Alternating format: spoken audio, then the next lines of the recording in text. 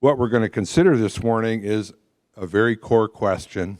What does it mean to be human?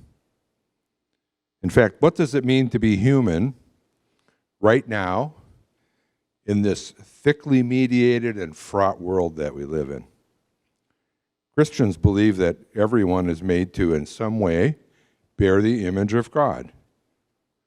So, what if we made it our daily commitment, a daily commitment to honor that theological conviction? Or if you want it in more simple terms, what if we simply adopted the ethic and the command of Jesus, who says we're supposed to love our neighbor? I think if we want to love our neighbor, to accomplish that, we would actually need to be able to see our neighbors. And that's what we're going to be thinking about this morning. So our strategy this morning is to address the theme, Let the Art Speak. And when speakers all gathered to get to know each other on a Zoom call a couple months ago, it was unanimous. We wanted the art to be forward here this morning. There's going to be a lot of words, a lot of talking, but we hope the art you're going to see is what will really help. We're going to look at the deep history of making and made things.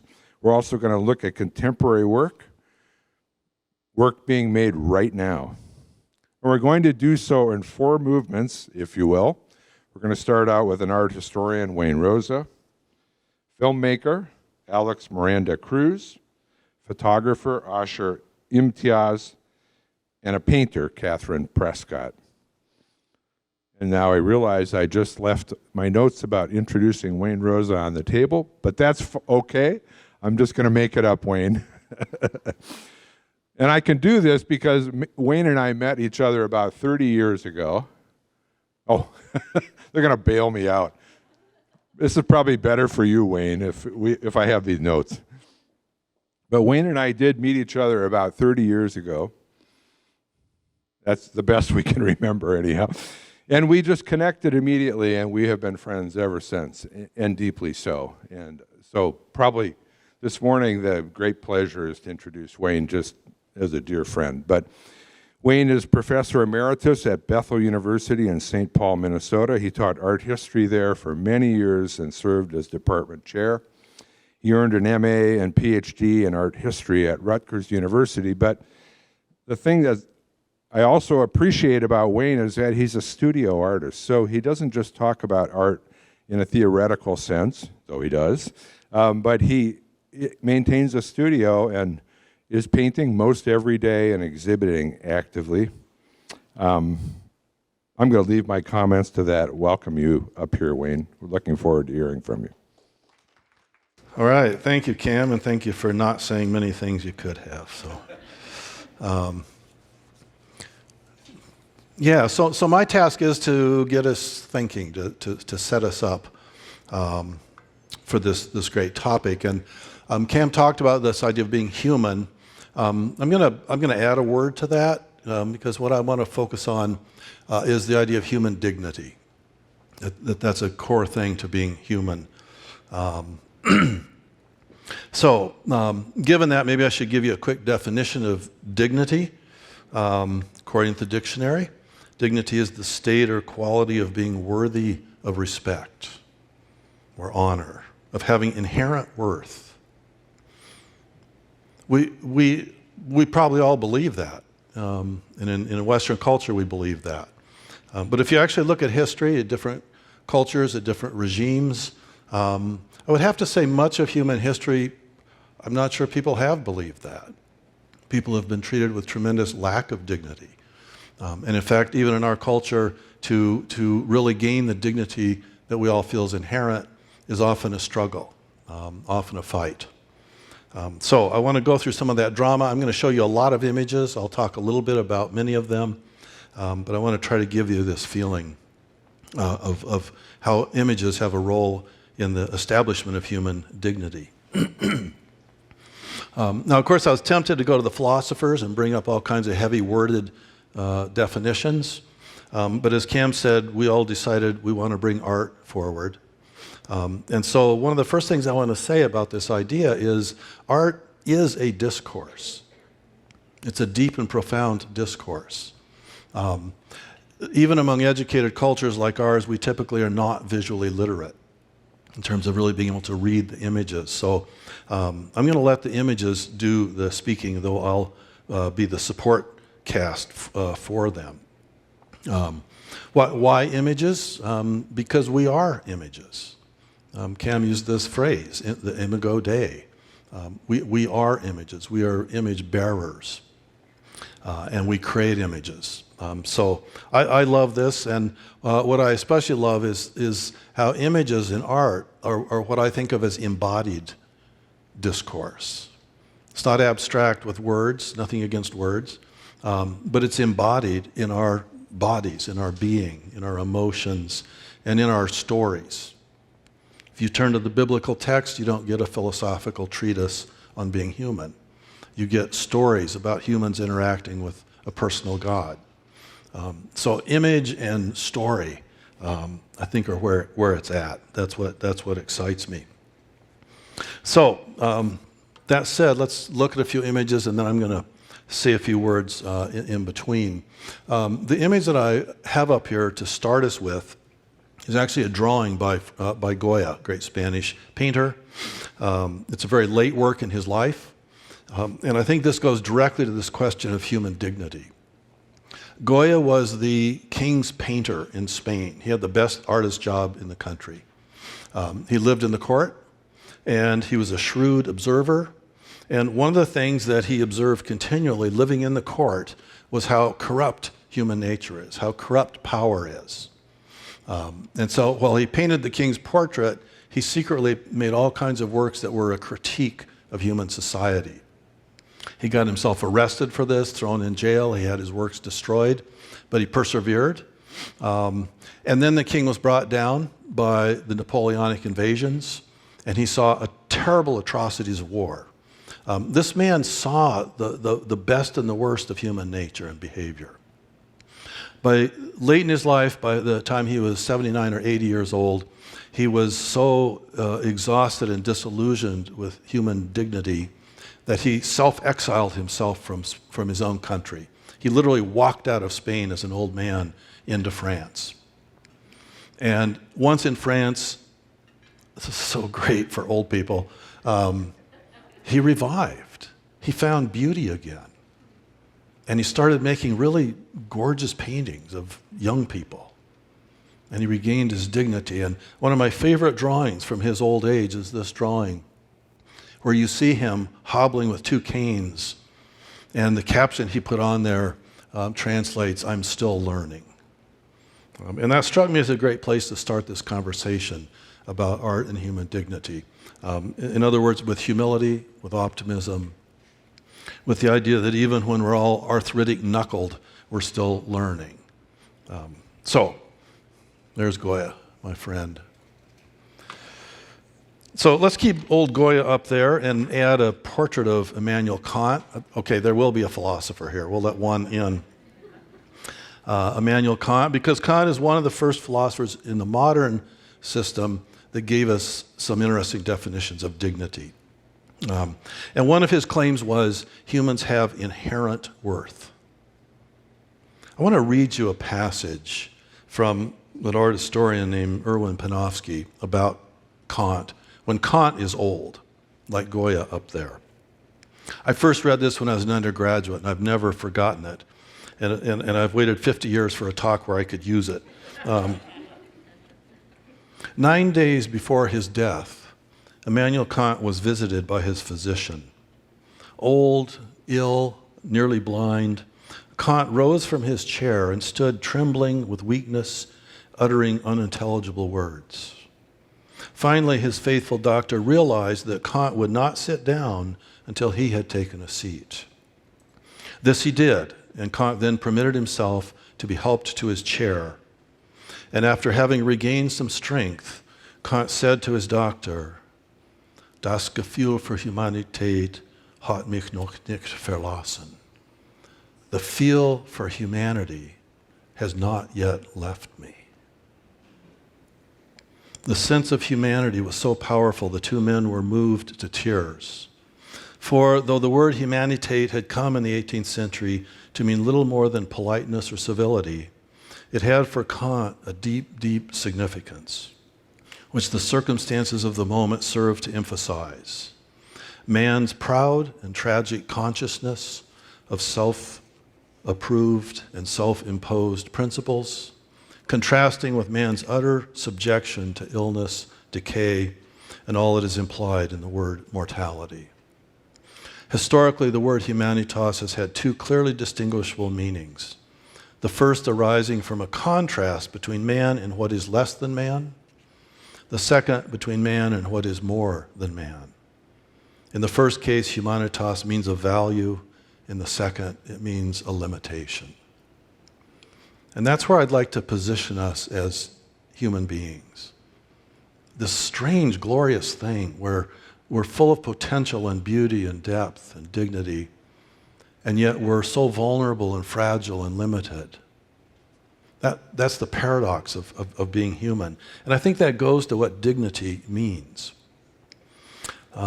So, with that said, I want to go through a number of works. And as I was thinking, what would be a great opening image that's kind of universal?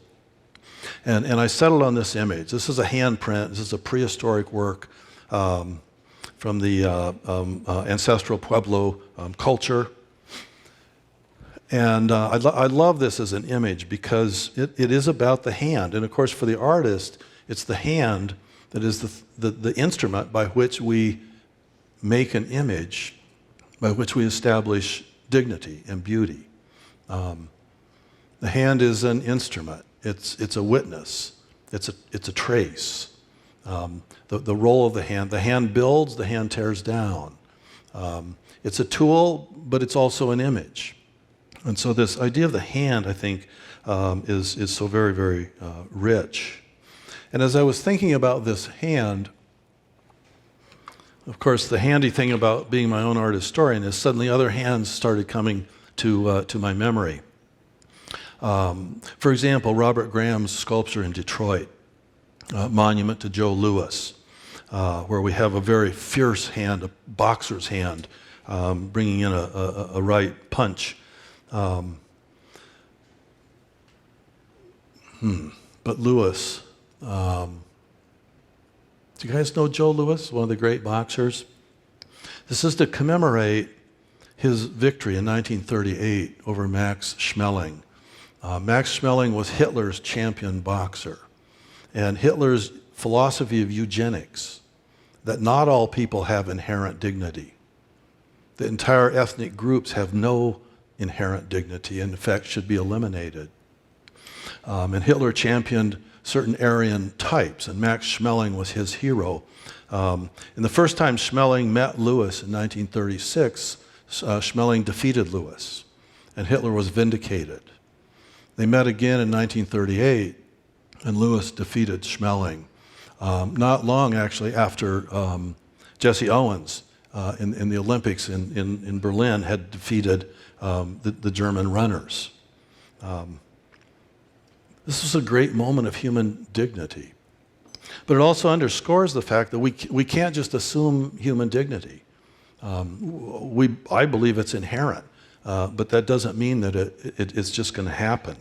And so we find ourselves actually struggling and fighting for human dignity. As I say, a lot of hands started coming to mind. Here, Albrecht Dürer's praying hands, the idea of the hands submitted humbly to prayer, reaching out to God. I live in Minneapolis, and this other hand is the fist in the commemorative square for George Floyd's death. And I began thinking about the hand and the role of it and how it comes together in very contradictory ways, very, very powerful ways. So, one other hand before we take a little different direction. Jackson Pollock, the great abstract expressionist. This is one of his wonderful works, number 1A. And I need to remind you the context of Pollock inventing this way of painting. This is shortly after World War II. In general, the artistic and intellectual communities had looked at World War II, at the horror of that, at the power of our hands making atomic bombs, making gas chambers, killing 6 million Jews, there was a tremendous, profound despair among creative people after World War II. Some poets actually said it would be obscene to write more poetry or to try to make anything beautiful because there is nothing beautiful. This is a profound existential despair. And Pollock and others said, actually, it would be obscene not to make something beautiful. Because if we don't, then that means the darkness won. But we've got to make something different, a different kind of image. The old images aren't going to work. And this is part of the great invention of abstract painting in the American culture. And Pollock reinvents painting and these kinds of great dances of paint. And I love this one in particular because if you look in the upper right corner, as he's going around this canvas, which is now on the floor, making this, he dips his hand into paint and impresses his handprint there. It's like an affirmation, right, against all that violence, against all that chaos. It's an affirmation. And as Pollock was asked what he was doing in making these paintings, instead of little easel paintings, he took huge rolls of canvas. Instead of on the wall, he put them on the floor. And instead of standing back like an artiste, I'm the master of this, he said, no, life is one big dance. I don't make pictures of nature, I am in nature. This is where we exist. This is where we move and have our being. And so he began to do these paintings almost as a kind of dance, and the paint is almost a trace of his being here. In a lot of ways, Hans Nemeth's photograph of him is truer to a Pollock because it's him in action making that. And I love that handprint where he dips down. It's like, I'm here. I affirm being here. And so in a way, we come full circle. These prehistoric handprints, which were kind of a what?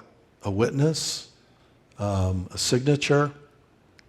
A lot of scholars think those prehistoric handprints were because those folks believed that the spiritual world was beneath the earth in the rocks, and that they printed their hand there as if that hand was a membrane, like an icon, to connect with the spiritual.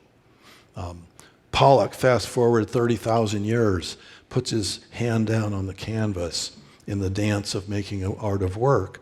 These are actions of affirmation that we are here.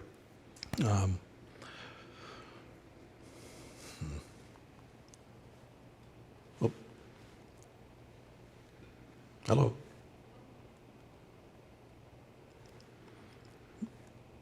Maybe technology's decided I'm done. I don't know. There we go.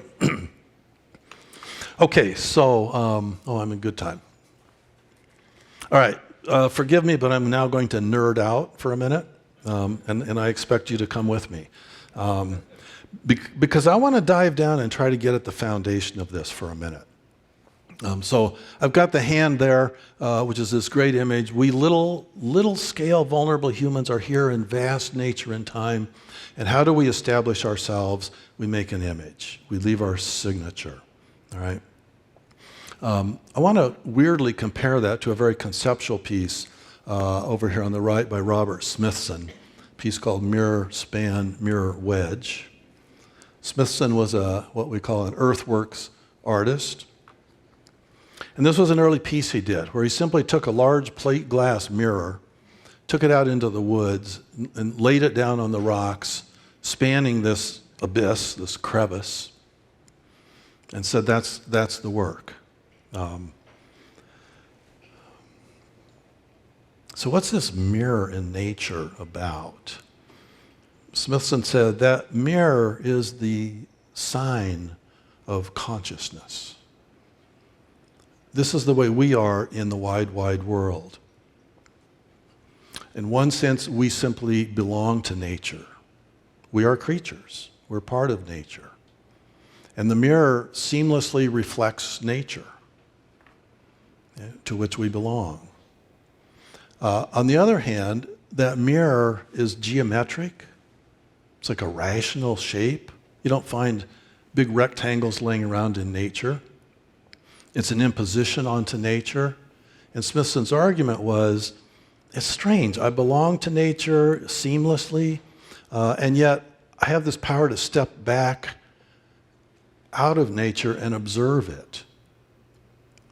And with my mind, cut myself out and float there. And I love language here. Reflection, there's two meanings to reflection, right? One is it reflects something. It's a simple, straight copy. It's naturalism, mimesis. But reflection also is reflection, as in thinking, meditating, contemplating. And the fact that that one word holds both those meanings, just a dumb natural copy and a philosophical capacity, and those are like this, that's consciousness. That's imago Dei, right? It's so wild that we're here. And I also love this fact that this mirror is so fragile, as we are. And yet it does this profound thing. And if you go to this work, which actually is not there anymore now, and stand on the edge of this rock and look down into that mirror, you see your head floating with the sky behind you. But you also see your feet standing on the earth. And it's like simultaneously you are a reflection and a reflector at one and the same moment. This goes to the heart of image making. Now, I don't know if Smithson would appreciate this connection, but I'm going to place him in the Bible. Actually, Smithson's early life, he was very deeply invested in exploring Christianity. He went through a number of spiritual crises, and he ditched Christianity. But there's a theological underpinning in his work. So I hope he'll forgive me. Well, he's dead anyway, so what the heck? But I love to think of this sort of weird way we both belong to and float above nature as imago, along with this Genesis passage. And I've edited it, of course. In the beginning, God created the heavens and the earth. Now the earth was formless and empty. Darkness was over the surface of the deep, and the Spirit of God was hovering over the waters. Then God said, "Let us make man in our image, in our likeness." So God created mankind in his own image. In the image of God, he created them, male and female. He created them. Let's not miss the point that this text is itself an image, trying to help us define what we are as image.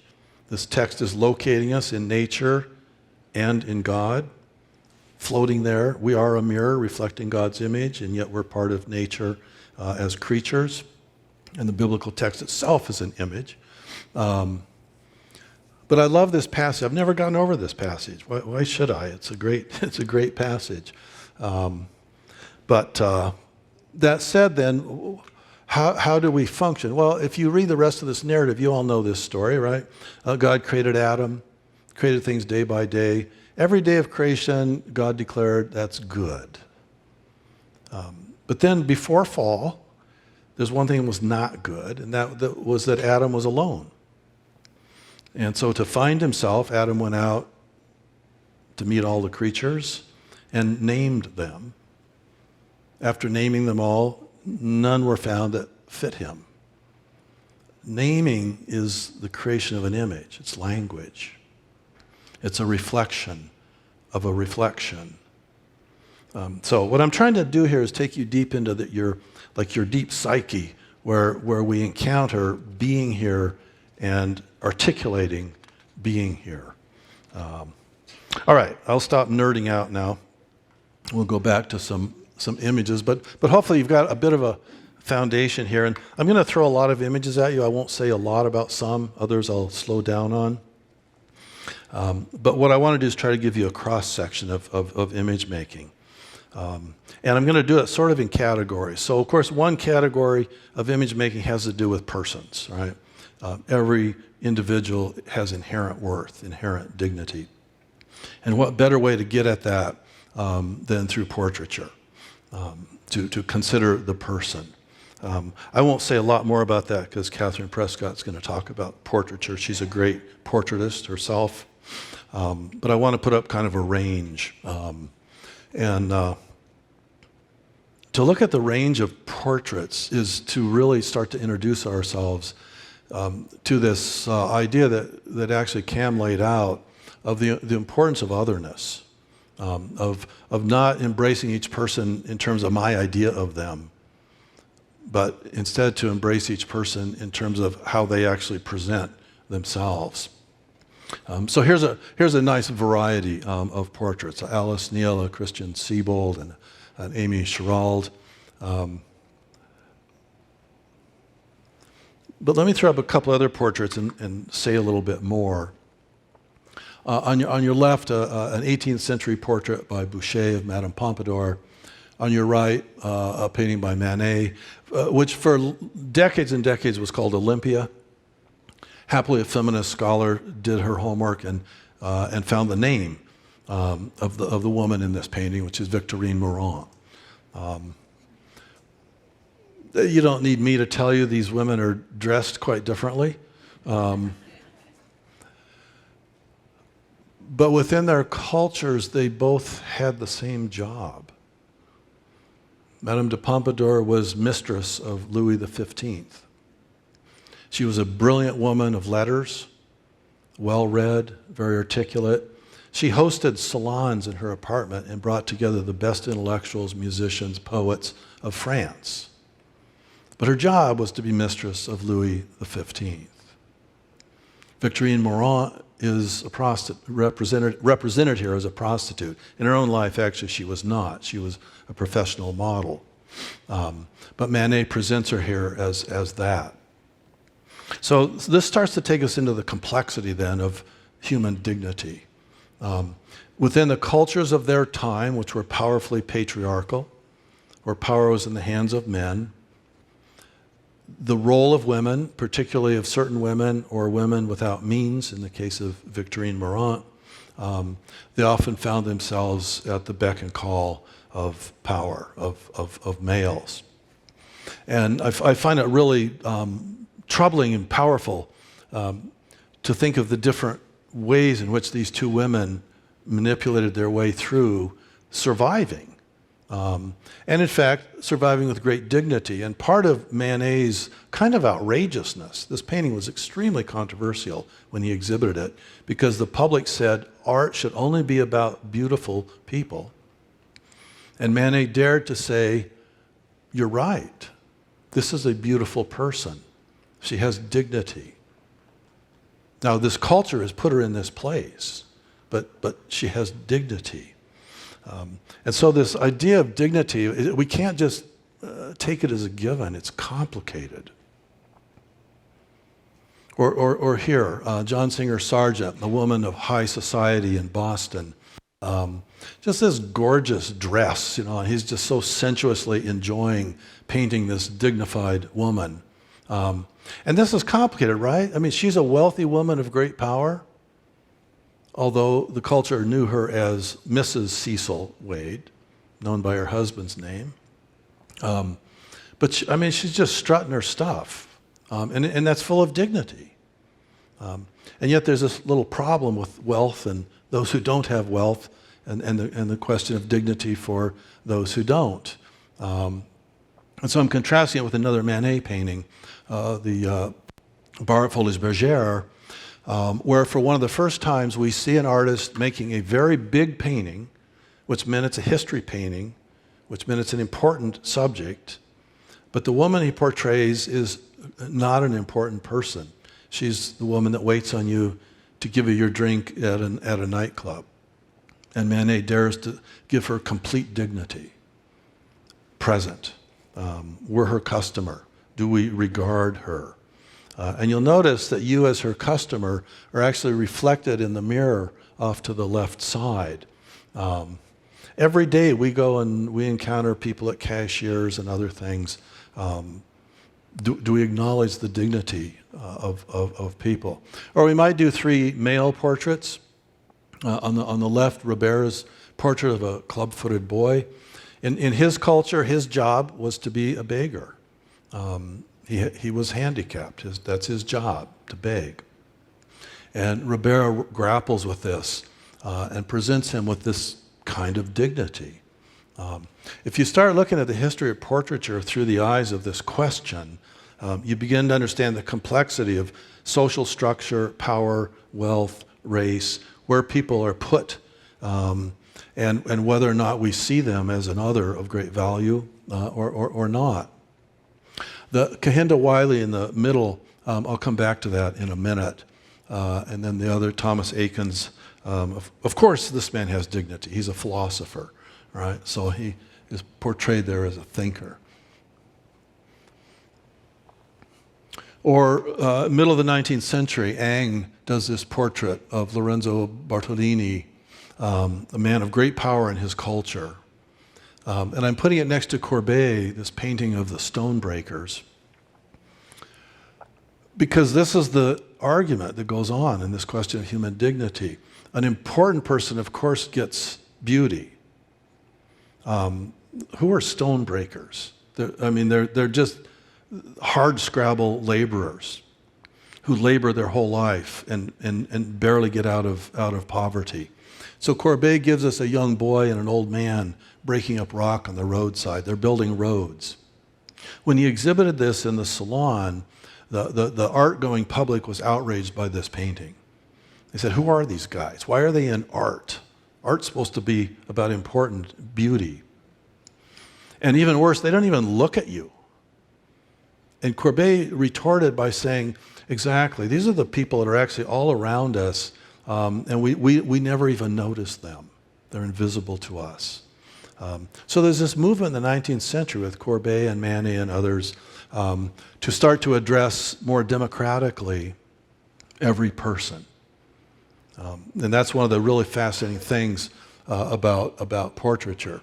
And the Kehinde Wiley painting there on the left, it's actually based on this Hals 17th century Dutch painting on the right. And by the 17th, 18th century, there was a well-developed language of portraiture. And this man, Willem van Huythausen, is a wealthy, important man. He stands there with his full-length portrait. Did you ever try standing that way? I make my students get up and stand this way so they can feel how important they are. And Kehinde Wiley, this is such a great strategy that's happening now in contemporary art. Kehinde Wiley says, I'm going to appropriate that language of privilege, that language of status and power, but I'm going to make it portraits of people who typically have not had status and power. And so he did this whole series, A New Republic. It's so great. Where he puts this African-American young man dressed in athletic clothes, taking that pose. Now, do you see what's happening here? There's a powerful Western narrative of privilege. And these artists are starting to realize if you actually want to discover everyone's inherent dignity, you need to co-opt that narrative. So we have images and we have narrative, images and story. And these are very powerful elements that artists have been co-opting. I won't comment on everything, but Louis Hine, a photographer, who literally got some immigration laws changed by photographing workers and immigrants and showing their dignity. It took those images that he took to Congress to get certain laws changed. And there's always this question, does art affect society? Louis Hine's art did. On the other side, Gordon Parks, an African-American photographer, who did this series from the I am you, under the rubric of I am you. That affirmation of I am, you are, I am you. We're all humans, right, with this kind of dignity. I'm looking at my clock, 9 minutes, let's see, hold on. All right, I gotta move a little faster. And one of the great things about a number of American artists is that they've kind of seized the narrative and begun to try to spin it and to reinvent it. So here on the left, William Sidney Mount, 19th century American painter. is painting farm and plantation life in the middle of the 19th century. And in this one, The Power of Music, he shows us what would just be a little candid shot from a daily scene on the farm. The white farmer who owns the land, the man in the long coat who oversees the enslaved, have stepped into the barn for a little lunch break and to play the fiddle. The black worker is not allowed in, but he loves music, so he leans against the door outside and listens. But if you know the history of this, you know that the fiddle music they're playing was invented by the enslaved peoples. And the white people have co-opted that music, and they're enjoying it, but the black man's not actually allowed to be part of that. And very quietly, William Sidney Mount is commenting on this, and he does it with his composition. Some people are on the inside, some are on the outside, and he splits the composition in the middle, gives us a plane that holds the one man out, and a penetration into space that's warm and inviting, that makes the others belong. The subtlety of how we're structured in our societies vis-a-vis dignity and honor is a very powerful thing, and these artists are wonderfully exploring that. There are a couple of different photographers, Diane Arbus and Mary Ellen Mark. As you're looking at these, I'm not going to say a lot about these, but I want to tell you a brief story because Diane Arbus always makes me remember this story. When I was a teenage boy, my older brother had some physical problems, and he was deeply shamed by those. And there was a day, much to my shame, where I was angry at him, and I began to make fun of him by making up nicknames for him that referenced his physical problems. And my mother heard me making fun of him. And I'll never forget her anger. She kind of blew into the room and she said to me, "Do not demean your brother. We do not belittle people in this family." And those two words have haunted me ever since. Demean. To demean. To remove his meaning. If I decapitate someone, I take away his head.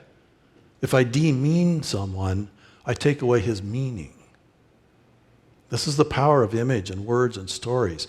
We can give people meaning, we can make meaning, or we can demean them. The power of that's astonishing. I think of the phrase from the Beatitudes where Jesus says, "You have heard that it was said to men of old, 'You shall not kill, and whoever kills shall be liable for judgment.' But I say to you that everyone who is angry with his brother and calls him a fool is liable for judgment." The power of that demeaning name, "Oh, you fool." The astonishing power of every image and word vis-a-vis human dignity. And you all know this runs really deep and terrifying in human history. I'm showing you here two gates. On the left, a gate going into Buchenwald, the concentration camp with the gas chambers that Hitler built. And the side gate there had this wording on it, Juden das Sein, which basically meant to each what he deserves. This was part of Hitler's eugenics philosophy as Jews were ushered in through this gate to be demeaned, to be gassed. But I'm contrasting with another gate, which is so beautiful, by a guy I'm sure you've never heard of, Larry Bagga. No one's heard of Larry Bagga unless you live in South Carolina. Middle 20th century, Larry Bagga bought a bunch of land. He built a little house on it. He was enjoying this land.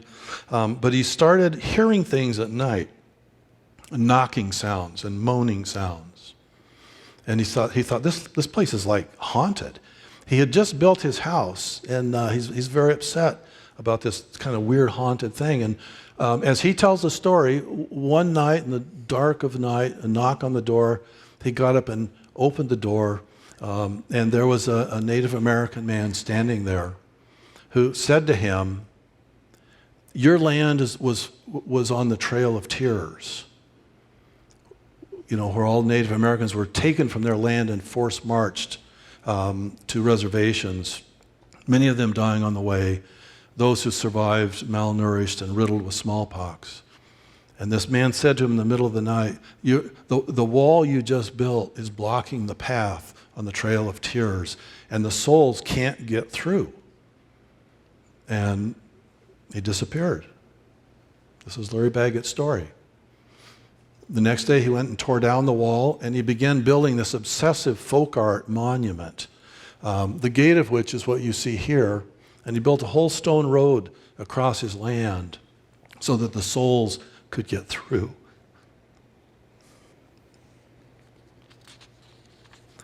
And he said he never heard another knocking or sigh. He lived there for another 50 years, and the land seemed free. Make of it what you will. So what happened there was a certain narrative got reorganized for Larry Baggett, and he responded by making images and spaces for that. And that's one of the things I find so encouraging among so many contemporary artists, is that they're seizing the narrative and telling it differently. This is Julie Buffalohead, a piece called Revisionist History Lesson, where she takes the coyote, trickster for her people, mystical, mysterious animal, soul animal for her people, and has it lying on its back with its paws manipulating sort of puppets. And if you look at the puppets, you realize these are major symbols for these conflicts in history. There you've got that little ship, so this is Columbus, right, coming over. You have this tortoise. In her people's mythology, all of creation is built on the back of a great tortoise. It's a very beautiful story. And so these are two like origin narratives that she has this coyote playing with, and the rabbit is a spirit animal. The map of North America is where this is happening. And if you look at the whole of Julie Buffalohead's work as an artist, she's deeply diving down into these narratives of different cultures and asking us to look at them differently, to revise them. And I find this everywhere. Just drop back to the 19th century, Sojourner Truth. What you're looking at here on the left is a big phenomenon in the 19th century once photography became accessible.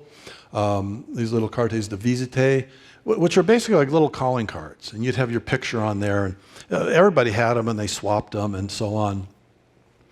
And so you look at this and think, oh, Sojourner Truth had one. That's nice. But don't look at this too briefly. She has very carefully curated her image, her portrait here. If you look at almost all photographs of enslaved or recently freed peoples in the 19th century, most of them are more like ethnography or anthropology, showing people that legally were not defined as fully human, showing slaves with the scars on their backs, objectifying, making it out of these people. And Sojourner Truth, who was a great orator, would begin her orations by saying, "Ain't I a woman?" And she curated her cards to show herself doing handiwork, dressed in a kind of middle-class way, sitting in a dignified way, with glasses for literacy. This was not lost on her time, to have a black woman portraying herself that way. She's seizing the narrative of the language of portraiture and giving herself a different image. And she accompanied that by her own written narrative, which you see there on the right. She said, my narrative will never be understood unless I tell it myself. Okay, this is so powerful. And And this is happening over and over. I won't repeat you. I already talked about this, but you get the idea here.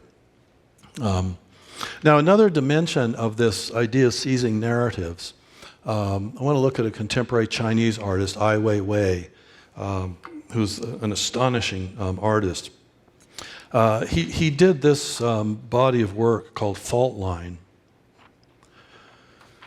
to commemorate 5,196 Chinese children who were crushed to death during earthquakes where their schools collapsed on them. The schools collapsed, the other buildings around them did not in these earthquakes. Why was that? Because the contractors had cut corners, cut budgets, used faulty rebar, and the government knew it. And after all these kids were killed in this, there was a huge furor which the government immediately repressed, literally threatening parents with imprisonment if they went and complained about the death of their children, because this was embarrassing to the dignity of the Chinese government, these loss of children. So Ai Weiwei made a piece to remember them. And I'm going to say this is one of the great things art image making does. It remembers, let's break that word down, it remembers. It puts your members back together.